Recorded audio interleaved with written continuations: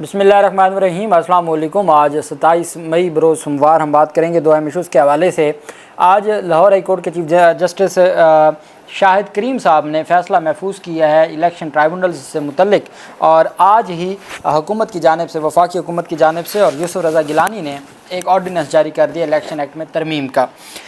अब ये मामला बड़ा दिलचस्प हो गया है और हाई कोर्ट और मेरे ख़्याल में जो इलेक्शन कमीशन और हाई कोर्ट का मामला था, अब उसमें वफाकी हुकूमत भी कूद पड़ी है और ये मामला दिलचस्प हो गया है। चूँकि इस तरह के मामलात ना होते तो शायद जो फार्म 47 और फार्म 45 वाला मामला था वो ज़्यादा एक्सपोज ना होता। अब मामलात कहीं और जा रहे हैं, उसकी तफसील मैं आपके साथ शेयर करूँगा। और साथ हम बात करेंगे कि लाहौर हाई कोर्ट ने, सुप्रीम कोर्ट ऑफ पाकिस्तान ने और इस्लामाबाद हाई कोर्ट ने भी कल छुट्टी का ऐलान कर दिया है। चूँकि कल 28 मई को यौम तकबीर के नाम से सरकारी छुट्टी पहले नहीं होती थी, लेकिन कल पाकिस्तान तहरीक इंसाफ के सरबराह इमरान खान के ख़िलाफ़ अहम केस था और जो साइफ़र केस था उसमें सज़ा के ख़िलाफ़ अपीलों पर कल फ़ैसला महफूज होना था। धड़ाधड़ अदालतों में हुकूमत के ख़िलाफ़ और बाकी मामलात पर जो कार्रवाई की जा रही है और केसेस को आगे बढ़ाया जा रहा है, तो उसको मद्देनज़र रखते हुए इस्लामाबाद हाई कोर्ट ने उसमें कहा है जी कि कैबिनेट सेक्रेटेरिएट की जो मीटिंग है उसके मुताबिक जो 28 मई है 2024 यौम तकबीर as a public holiday through out the country, the honourable chief justice of this court has been please to declare that the Islamabad high court and civil and session courts shell observe public holiday, कि ये वो सरकारी छुट्टी मनाएंगे। असल में मामला ये आया कि जब सुप्रीम कोर्ट ऑफ पाकिस्तान ने छुट्टी कर दी, सुप्रीम कोर्ट ऑफ पाकिस्तान में बहुत कम ऐसा होता है ऐसे मौके पे कि सुप्रीम कोर्ट ऑफ पाकिस्तान बंद हो। जब सुप्रीम कोर्ट ने छुट्टी का ऐलान कर दिया तो उसके बाद फिर बाकी जो जितने भी हाई कोर्ट्स हैं उनके पास कोई ऑप्शन ही नहीं रहती सिवाय इसके कि वो बंद करें।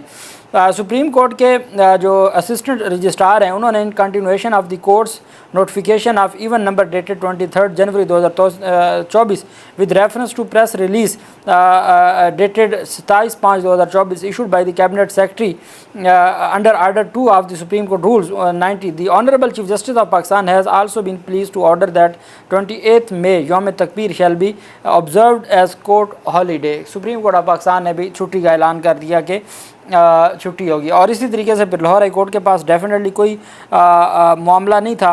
The honourable chief justice has been please to declare 28 May 2024 Tuesday as public holiday Lahore it's benches of Bahawalpur, Multan and Rawalpindi as well as civil and session courts in the Punjab in connection with यौम तकबीर। यौम तकबीर की वजह से छुट्टी अनाउंस कर दी है। अब होना क्या है? अब ये होना है कि जी सारी के सारे जो मामलात हैं इसमें कल पाकिस्तान तहरीक इंसाफ के सरबराह का जो असल केस था वो साइफ़र केस था। अब केस को आगे मुकर्रर करना चीफ जस्टिस का अख्तियार होता है। हमारे यहाँ सिविल कोर्ट्स में ये होता है कि जो केसेस हमारे कल लगे हुए हैं तो वो परसों के लिए परसों वो उन्हीं अदालतों में लगेंगे और फिर उसके ऊपर कार्रवाई भी होगी, और नहीं कार्रवाई होगी तो वो आगे फर्दर डेट हो जाएगी।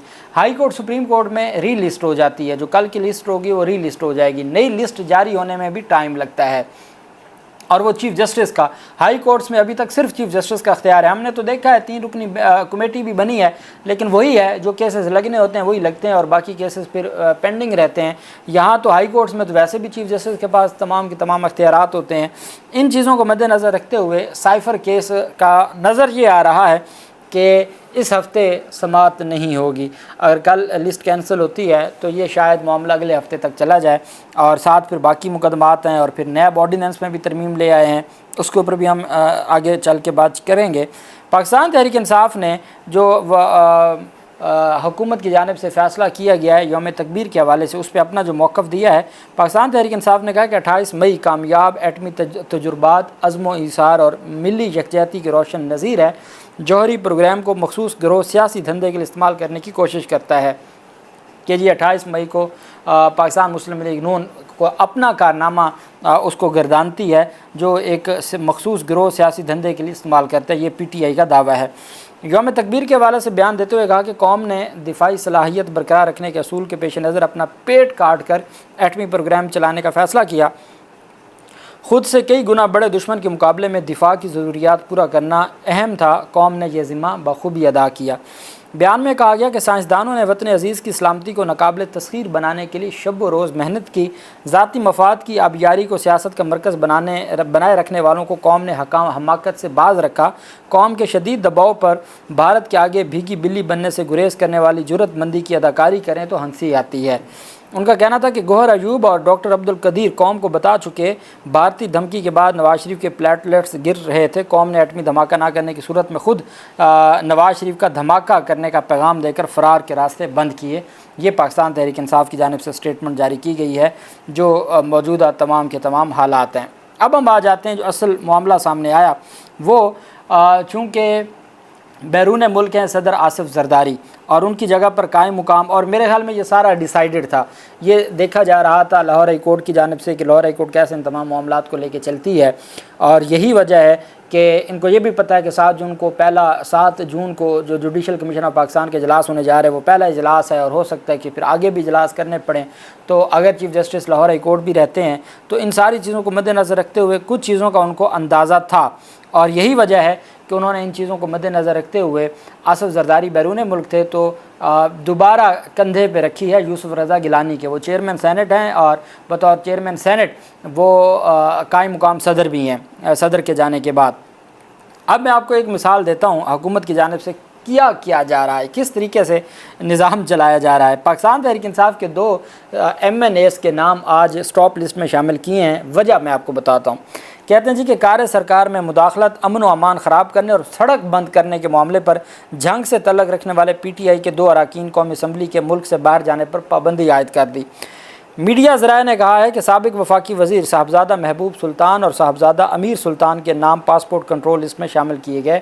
پاسپورٹ کنٹرول لسٹ میں نام پنجاب پولیس کی سفارش پہ کیے گئے۔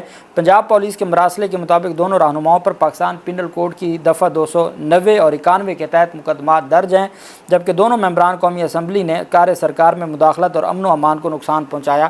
بے لیبل اوفینس ہیں، سڑک بلاک کرنے اور امن و امان کو جو کار سرکار میں مداخلت کی اور جو ریلی احتجاج کرتا ہے اس کے اوپر جو FIR ہوتی ہے وہ کیس ہے، اور اس بنیاد پر جناب والا اگلوں نے نام جو PCL ہے اس میں ڈال دیا، پاسپورٹ کنٹرول لسٹ میں ڈال دیا۔ یہ تو نظام ہے جو اس وقت چل رہا ہے۔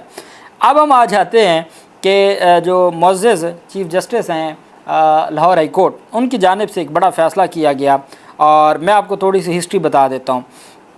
8 فروری کو الیکشن ہوتے ہیں۔ 5 اپریل کو لاہور ہائی کورٹ نے الیکشن کمیشن کی درخواست پر پنجاب میں الیکشن ٹرائبونلز کے لیے 6 ججز کے نام بھیجے۔ چیف جسٹس ملک شہزاد صاحب نے 6 ججز کے نام بھیجے۔ 22 دن بعد آج 27 مئی کو الیکشن کمیشن نے ناموں کے نوٹیفیکیشن آج تک جاری نہیں کیے۔ 1 ماہ اور 22 دن ہو گئے نام نوٹیفیکیشن جاری نہیں ہوئے۔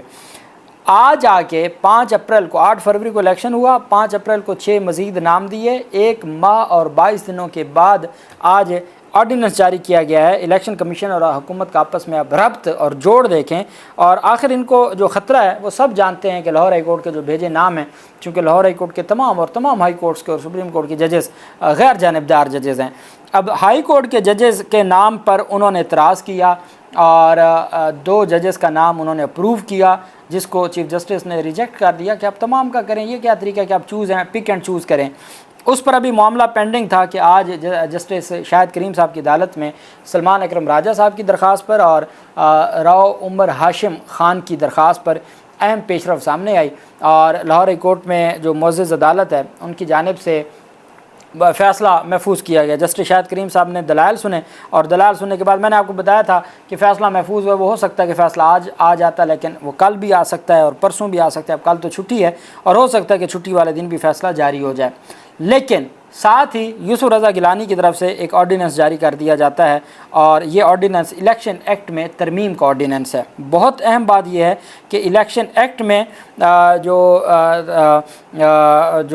اور یہ جو کیس ہے جو جسٹس شاہد کریم صاحب کا، اس میں کل کے لیے ججمنٹ اناؤنس کرنے کی بھی باقاعدہ طور پر تاریخ جاری ہو گئی ہے۔ ابھی میں ہائی کورٹ کی ویب سائٹ پر دیکھ رہا تھا کہ جی جو کیس ہے وہ اناؤنسمنٹ ججمنٹ ٹمارو کے لیے اناؤنس تھا۔ اب اگر کل چھٹی بھی ہوتی ہے تو پرسوں اناؤنس ہو جائے گی۔ بہرحال اب جسٹس شاہد کریم صاحب فیصلہ دینے جا رہے تھے اور انہوں نے الیکشن ایکٹ میں ترمیم کر دی ہے، اور الیکشن ایکٹ میں جو ترمیم کی گئی ہے اس میں کیا کیا ہے، اس میں یہ کیا گیا ہے کہ جی حاضر سروس کے ساتھ ساتھ ریٹائرڈ ججز کو بھی الیکشن ٹرائبونل کا جج بنایا جا سکتا ہے، اور ڈیفینیٹلی الیکشن ٹرائبونل کا جو جج بنایا جا سکتا ہے تو اس میں ساتھ ابھی وہ آرڈیننس سامنے نہیں آیا، ابھی تک صرف خبریں سامنے آئی ہیں کہ آرڈیننس میں حاضر سروس کے ساتھ ساتھ ریٹائرڈ ججز کو بھی بطور جج ٹرائبونل کے نامزد کیا جا سکتا ہے، اور میرے خیال میں وہ تمام کا تمام جو اختیار ہے وہ بھی جو ہے وہ سارے کا سارا اختیار ہے وہ بھی الیکشن کمیشن کو دے دیا جائے گا، اور الیکشن کمیشن ہی فیصلہ کرے گا۔ تو اب دیکھنا یہ ہے کہ کیا لاہور ہائی کورٹ ان تمام باتوں کو نہیں جانتی؟ بالکل جانتی ہے۔ سلمان اکرم راجہ صاحب ہیں، انہوں نے پہلے بھی ہر موقع پہ اور with in time application file کیا، تو کیا سلمان اکرم راجہ صاحب اس معاملے کو لے کے ہائی کورٹ نہیں جائیں گے؟ وہ ڈیفینیٹلی جائیں گے، جیسی آرڈیننس ان کے ہاتھ آئے گا ہو سکتا ہے وہ کل ہی اس کو چیلنج کر دیں۔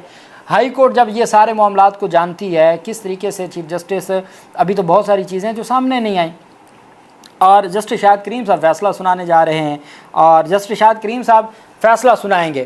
آرڈیننس آ بھی گیا تو اس کا اطلاق ماضی سے نہیں ہو سکتا، یہ ججمنٹ آ چکی ہے جو سپریم کورٹ آف پاکستان کی پریکٹس اینڈ پروسیجر ایکٹ کی، اس میں 8/7 سے یہ ججمنٹ آئی تھی کہ قانون کا اطلاق ماضی سے نہیں ہوگا۔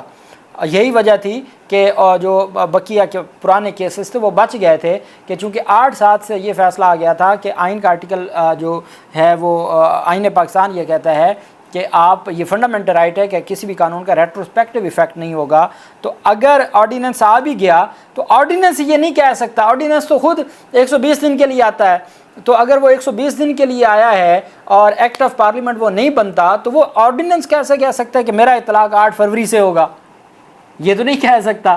تو 8 فروری، 8 مارچ، 8 اپریل، 8 مئی، تو 120 دن تو ویسے گزر گئے ہیں اس سارے معاملے کو۔